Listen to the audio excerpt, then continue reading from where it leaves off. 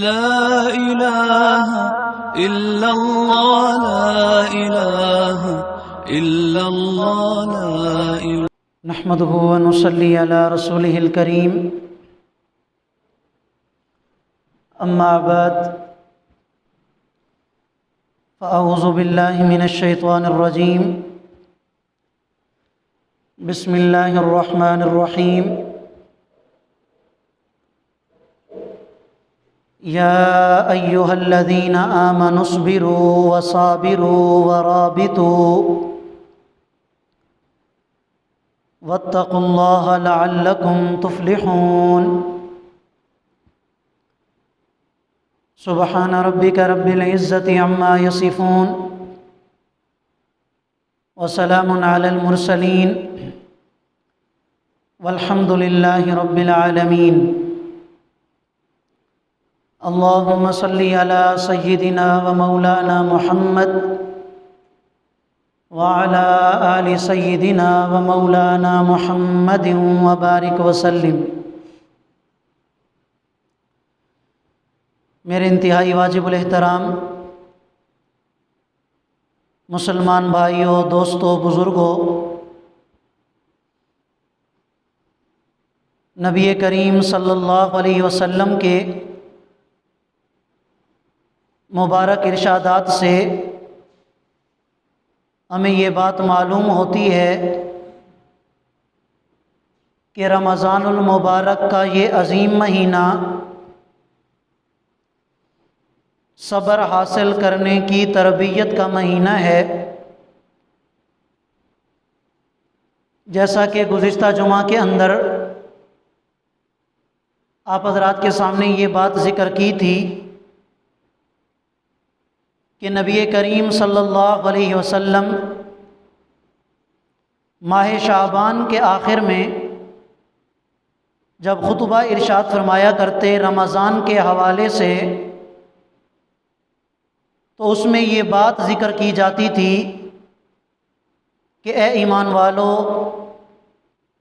یہ رمضان کا مہینہ صبر کا مہینہ ہے. یعنی اس مہینے کے اندر اہل ایمان کو صبر اختیار کرنے کی تربیت دی جاتی ہے، صبر اختیار کرنے کا انداز بتایا جاتا ہے، طریقہ بتایا جاتا ہے.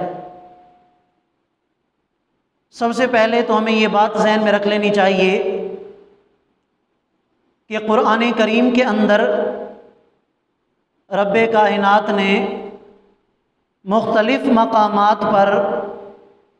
اہل ایمان کو صبر کرنے کی تاکید فرمائی ہے. چنانچہ سورہ آل عمران اس کی آخری آیت کریمہ میں اللہ رب العالمین ارشاد فرماتے ہیں، اے ایمان والو، صبر اختیار کرو کہ یہ صبر کو اختیار کرنا تمہاری دنیا اور آخرت کی کامیابی کی بنیاد ہے.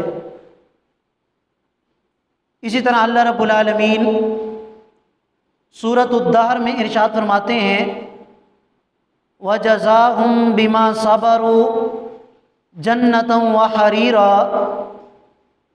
کہ جو لوگ دنیا کی زندگی میں صبر اختیار فرماتے ہیں تو اللہ تعالیٰ اس صبر کے بدلے میں انہیں جنت میں اعلیٰ مقام عطا فرماتے ہیں. تو پتہ چلا کہ قرآن کریم کے اندر صبر کرنے کی تاکید بھی موجود ہے اور صبر کرنے والوں کے لیے اجر عظیم کی بشارت بھی موجود ہے. تو سب سے پہلے تو ہمیں صبر کا معنی سمجھ لینا چاہیے کہ ہمارے ہاں تو یہ بات مشہور ہے کہ صبر نام ہے اس چیز کا کہ اگر کسی مسلمان کو کوئی تکلیف پہنچے اور وہ اس تکلیف کے نتیجہ میں جزا فضا نہ کرے، اسے صبر کہا جاتا ہے. حالانکہ صبر کی حقیقت یہ ہے کہ صبر کا لفظی معنی ہوتا ہے کسی چیز کو اپنی قدرت میں کر لینا. کسی چیز کو اپنے قابو میں کر لینا، قبضہ میں کر لینا۔ اور شریعت کی اصطلاح میں صبر کا معنی ہوتا ہے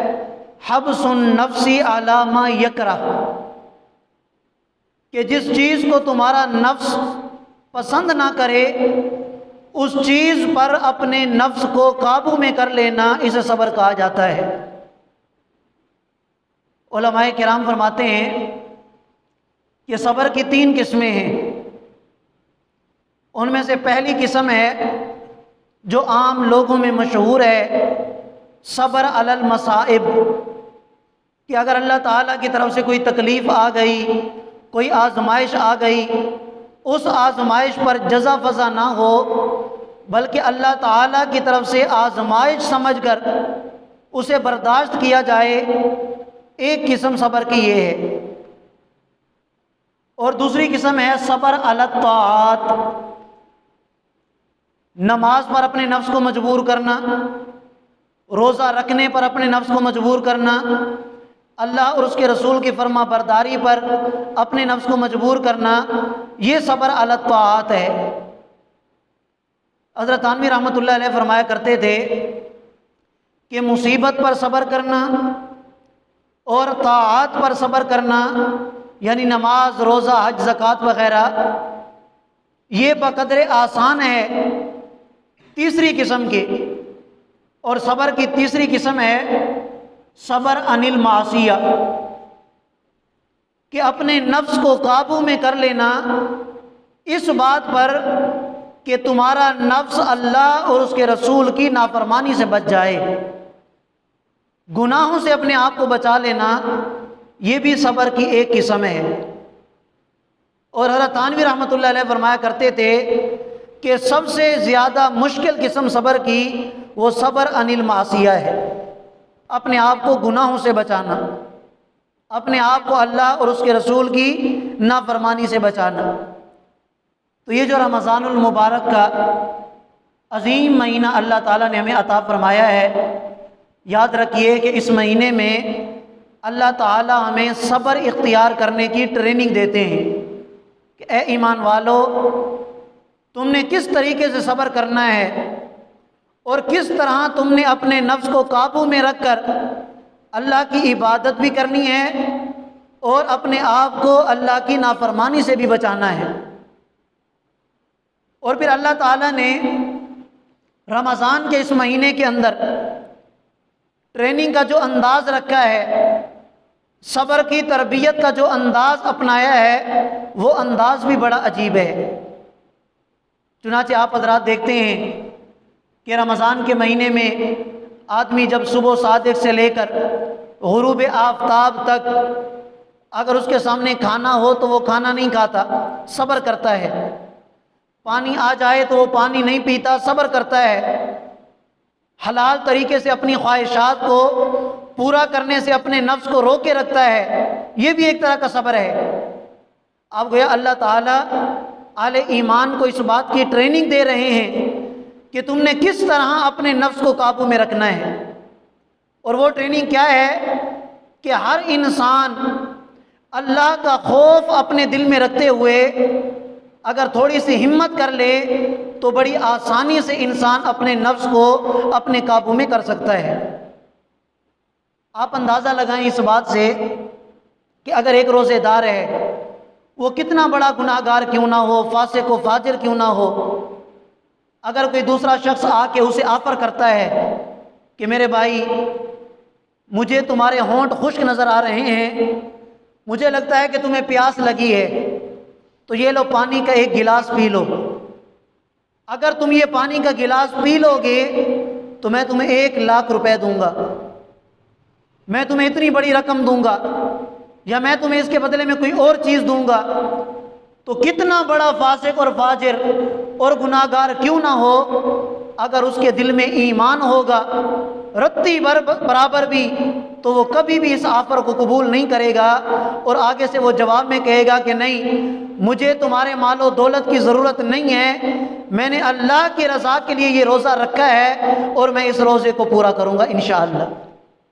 اس سے اندازہ لگایا جا سکتا ہے کہ یہ وہی مسلمان ہے کہ جو اپنے سال کے 11 مہینوں میں اللہ کی نافرمانی بھی کرتا ہے، گناہ بھی کرتا ہے، جھوٹ بھی بولتا ہے، دھوکہ دہی بھی کرتا ہے، چوری بھی کرتا ہے، ہر قسم کا گناہ کرتا ہے، لیکن جب رمضان کا مہینہ ہوتا ہے اور یہ روزے کی حالت میں ہوتا ہے تو روزے کو چھوڑنے والا گناہ یہ کبھی بھی نہیں کرتا، روزے کو توڑنے والا گناہ یہ کبھی بھی نہیں کرتا۔ کیوں؟ اس لیے کہ یہ مہینہ اور اس مہینے کے اندر اللہ تعالیٰ ماحول ایسا بنا دیتے ہیں، تربیت والا ماحول، ٹریننگ والا ماحول، کہ جس کے ذریعے سے مسلمان کو اسی بات کی تربیت دی جاتی ہے کہ تم نے صبر کیسے اختیار کرنا ہے۔ مفتی تقی عثمانی صاحب دامت برکاتہم، میں ان کی کتاب میں پڑھ رہا تھا کہ انہوں نے لکھا کہ یورپ کے اندر البانیہ وہ واحد ملک ہے کہ جس میں مسلمانوں کی اکثریت ہے، لیکن یہ وہ ملک ہے کہ جب میں وہاں پہ گیا تو میں نے وہاں کے لوگوں سے حال احوال پوچھے تو انہوں نے ہمیں بتایا کہ آج تو الحمدللہ یہاں پر مسلمانوں کی اکثریت ہے، لیکن ایک وقت ایسا تھا کہ یہاں پر نماز پڑھنا بھی جرم سمجھا جاتا تھا۔ اگر کوئی نماز پڑھتا تو اس کی سزائے موت تھی، اور اس وقت کے جو پولیس تھی یا جو فوج تھی ان کا یہ طریقہ کار تھا کہ وہ رمضان کے دنوں میں، رمضان کی راتوں میں وہ گشت کیا کرتے تھے۔ اگر وہ دیکھتے کہ کسی گھر میں سحری کے وقت کوئی لائٹ جل رہی ہے، کوئی بتی جل رہی ہے، تو وہ سمجھ جاتے کہ یہ گھر کے لوگ سحری کے لیے اٹھے ہوئے ہیں، تو پورے کے پورے گھر کو تباہ کر دیا جاتا تھا کہ تم سحری کے لیے اٹھے کیوں ہو۔ اور اگر دن میں کسی مسلمان کو روزہ ہوتا تھا تو اس مسلمان کو زبردستی پکڑ کر جیل کے اندر بند کر دیتے اور شراب اور خنزیر کے ذریعے سے اس کے روزے کو توڑوایا جاتا تھا۔ اتنا سخت ماحول تھا، لیکن اس کے باوجود وہاں کے جو مسلمان تھے انہوں نے روزے کو نہیں چھوڑا، انہوں نے قربانی دی، حالانکہ ان کے سامنے موت انہیں ناچتی ہوئی نظر آ رہی ہوتی تھی، لیکن اس کے باوجود انہوں نے نماز نہیں چھوڑی، انہوں نے روزہ نہیں چھوڑا، انہوں نے اللہ کے اس حکم پر پابندی کی اور اس کی خاطر انہوں نے جان تک داؤ پر لگا دی۔ تو آج اللہ تعالیٰ نے ایسا ماحول بنا دیا کہ الحمدللہ پورے یورپ کے اندر سب سے زیادہ مسلمان البانیہ کے اندر موجود ہیں۔ تو یہ ان کی قربانی تھی کہ انہوں نے اللہ تعالیٰ کے حکم پر عمل بھی کیا اور ہمت کی، ہمت کا دامن انہوں نے نہیں چھوڑا، تو اللہ تعالیٰ نے پھر مدد فرمائی اور اللہ تعالیٰ نے ان کے لیے حالات بھی درست فرما دیے۔ تو اگر انسان رمضان کے اس مہینہ سے، اور یہ جو تربیت والا ایک سیشن ہے یا اللہ تعالیٰ نے یہ جو زمانہ مسلمانوں کے لیے رکھا ہے کہ تم نے کس انداز میں صبر اختیار کرنا ہے، کس طریقے سے صبر کرنا ہے، اگر اسی سے مسلمان سبق حاصل کر لیں تو پوری زندگی ہر مسلمان کے لیے صبر کرنے کا راستہ آسان ہو جاتا ہے۔ پھر وہ پوری زندگی اگر اس کے دل میں اللہ کا ڈر آ گیا، اللہ کا خوف آ گیا، تو بڑی آسانی کے ساتھ پوری زندگی اپنے آپ کو صبر پر لا سکتا ہے۔ تو یہ تین چیزیں علماء کرام فرماتے ہیں کہ اگر مسلمان رمضان کے مہینے میں اسی نظریے کے ساتھ رمضان کے مہینے کو گزارتا ہے کہ اللہ تعالیٰ چونکہ اس مہینے کو صبر کے لیے رکھا ہے، صبر کی ٹریننگ دینے کے لیے رکھا ہے، اگر میں اس مہینے میں صبر اختیار کروں گا اور جب ایک مہینہ پورا میں اسی انداز سے گزاروں گا تو انشاءاللہ میری پوری زندگی صبر کو اختیار کرتے ہوئے گزرے گی۔ چنانچہ نبی کریم صلی اللہ علیہ وسلم کا مبارک ارشاد ہے، من سلم لہ رمضان سلمت لہ السنہ، کہ جو مسلمان بندہ رمضان کے مہینے کو سلامتی کے ساتھ گزارتا ہے تو اللہ تعالیٰ نے اس کے لیے یہ خوشخبری سنائی ہے کہ پھر پوری زندگی اس کی سلامتی کے ساتھ گزرے گی۔ اور ظاہری سی بات ہے کہ رمضان کا سلامتی کے ساتھ گزرنا، اس کا یہی مطلب ہے کہ اللہ تعالیٰ نے رمضان کا مہینہ جس مقصد کے لیے ہمیں عطا فرمایا ہے، ہم اس مقصد کو حاصل کرنے میں کامیاب ہو جائیں۔ اللہ نے رمضان کیوں عطا فرمایا؟ تقوی حاصل کرنے کے لیے۔ اللہ نے رمضان کیوں عطا فرمایا؟ صبر کو اختیار کرنے کے لیے۔ اللہ نے یہ رمضان کا مہینہ کیوں عطا فرمایا؟ پرہیزگاری کو اختیار کرنے کے لیے، اور یہ احساس اپنے دل میں پیدا کرنے کے لیے کہ میں اللہ کی مخلوق ہوں، اللہ نے یہ دنیا کی زندگی مجھے عطا کی، دنیا میں یہ وجود اللہ نے مجھے عطا کیا صرف اور صرف اپنی اطاعت اور اپنی بندگی کے لیے۔ اگر یہ احساس ہمارے دل میں رمضان کی برکت سے پیدا ہو گیا تو آپ سمجھ لیں کہ رمضان کا مقصد ہم نے حاصل کر لیا ہے۔ لیکن اللہ معاف کرے، آج ہم مسلمان جس انداز سے رمضان کو گزارتے ہیں وہ انداز ہمارے سامنے ہے۔ جب ہماری اپنی یہ حالت ہے، ہم کیا دوسروں کی باتیں کریں، ہم کیا دوسروں کی طرف جائیں؟ ہم اپنے گریبان میں جھانک کر خود اس بات کا فیصلہ کر سکتے ہیں کہ یہ رمضان کا مہینہ جس مقصد کے لیے اللہ نے مجھے اور آپ کو عطا کیا تھا، کیا اس مقصد کو پانے کی یا حاصل کرنے کی ہم کوشش میں لگے ہیں یا نہیں؟ تو ہر مسلمان بخوبی جانتا ہے کہ میں رمضان سے پہلے کتنے نوافل پڑھتا تھا اور آج میں کتنے نوافل پڑھتا ہوں، رمضان سے پہلے میں کتنی قرآن کی تلاوت کرتا تھا اور آج میں کتنی قرآن کی تلاوت کرتا ہوں۔ یاد رکھیے کہ یہ رمضان کا حق ہے کہ ہم رمضان کے مہینے میں فرائض، واجبات، مستحبات، نوافل سے ہٹ کر اللہ تعالیٰ کا ذکر و اذکار، قرآن کریم کی تلاوت زیادہ کیا کریں۔ اگر عام روٹین میں ہم اوابین، چاشت، اشراق یہ نوافل پڑھتے ہیں تو ہمیں چاہیے کہ ہم ان نوافل میں زیادتی کریں۔ اس سے ہٹ کر ہم صلاۃ الحاجات پڑھیں، اس سے ہٹ کر ہم صلاۃ التوبہ پڑھیں، اس سے ہٹ کر ہم صلاۃ التسبیح کا اہتمام کریں، اس سے ہٹ کر ہم اللہ تعالیٰ سے اپنی حاجات، اپنی ضروریات کے لیے نوافل پڑھیں، استغفار کے لیے پڑھیں، اپنے گناہوں کی معافی کے لیے پڑھیں۔ اگر قرآن کی تلاوت عام دنوں میں ہم تھوڑی کیا کرتے تھے، 1 سپارہ، تو رمضان کا یہ حق ہے کہ ہم رمضان کے مہینے میں کم از کم 2 سپارے تلاوت کریں۔ پہلے جتنی تلاوت کیا کرتے تھے اس سے دگنی تلاوت کریں، یہ رمضان کا حق ہے۔ اگر رمضان کا ہم نے یہ حق ادا کر دیا، فرائض، واجبات سے ہٹ کر نوافل، اور پھر نوافل میں زیادتی، ذکر و اذکار میں زیادتی، قرآن کریم کی تلاوت میں زیادتی، اللہ تعالیٰ کی عبادات، اللہ کی بندگی میں زیادتی، تو انشاءاللہ جب ہم اس طریقے سے رمضان کو گزاریں گے تو پھر اللہ تعالیٰ پوری زندگی انشاءاللہ ہماری سلامتی کے ساتھ گزاریں گے۔ اور یاد رکھیے رمضان میں سب سے جو مشکل کام ہوتا ہے وہ اپنے آپ کو گناہوں سے بچانا ہوتا ہے۔ اور جس طرح میں نے شروع میں یہ بات عرض کی کہ صبر کرنا، سب سے مشکل صبر کرنا یہی ہوتا ہے کہ انسان اپنے آپ کو اللہ اور اس کے رسول کی نافرمانی سے بچا لے۔ اگر اس صبر پر ہم سب آ گئے اور یہ صبر ہم نے اختیار کر لیا کہ اللہ اور اس کے رسول کی نافرمانی ہم سے نہ ہو، تو انشاءاللہ پوری زندگی میری اور آپ کی بلکہ تمام مسلمانوں کی سلامتی کے ساتھ گزرے گی۔ سورہ آل عمران میں بھی اللہ رب العالمین نے یہی بات ارشاد فرمائی، اے ایمان والو صبر کو اختیار کرو، اور آخر میں فرمایا واتقوا اللہ، اللہ سے ڈرتے رہو، لعلکم تفلحون، تو تم یقیناً دنیا اور آخرت میں کامیاب ہو جاؤ گے۔ اور ایک اور مقام پر اللہ رب العالمین ارشاد فرماتے ہیں انما یوفی الصابرون اجرہم بغیر حساب، کہ کل کو قیامت کا دن ہوگا اور جو لوگ صبر اختیار کرنے والے ہوں گے اللہ تعالیٰ ان کا اجر بغیر حساب کے انہیں عطا فرمائیں گے۔ اب بغیر حساب کے عطا کرنا، اس کا ایک مطلب تو یہ بھی ہو سکتا ہے کہ اللہ تعالیٰ بہت زیادہ اجر عطا فرمائیں گے، اور ایک مطلب علماء کرام یہ بھی بیان فرماتے ہیں کہ بغیر حساب کا مطلب یہ ہے کہ اللہ تعالیٰ صبر کرنے والے کو جو اجر عطا فرمائیں گے وہ اپنی شایان شان عطا فرمائیں گے۔ اب اللہ کی شان کتنی بلند ہے، اللہ کی شان کتنی عظیم ہے، تو جو صبر کرنے والے ہیں اور رمضان المبارک کے اس عظیم مہینے میں صبر کا انداز اور صبر کی تربیت حاصل کر کے پوری زندگی وہ صبر اختیار کرتے رہیں گے تو اللہ تعالیٰ کی طرف سے یہ عظیم الشان اجر ان لوگوں کے لیے اللہ تعالیٰ نے مقرر فرما دیا ہے۔ اللہ تعالیٰ کی بارگاہ میں میں دعا گو ہوں کہ اللہ تعالیٰ نے رمضان المبارک کا یہ عظیم مہینہ جس مقصد کے لیے رکھا ہے اللہ تعالیٰ اس مقصد کو حاصل کرنے کی اور پوری زندگی اس پر عمل کرنے کی توفیق عطا فرما دیں۔ وآخر دعوانا ان الحمد للہ رب العالمین۔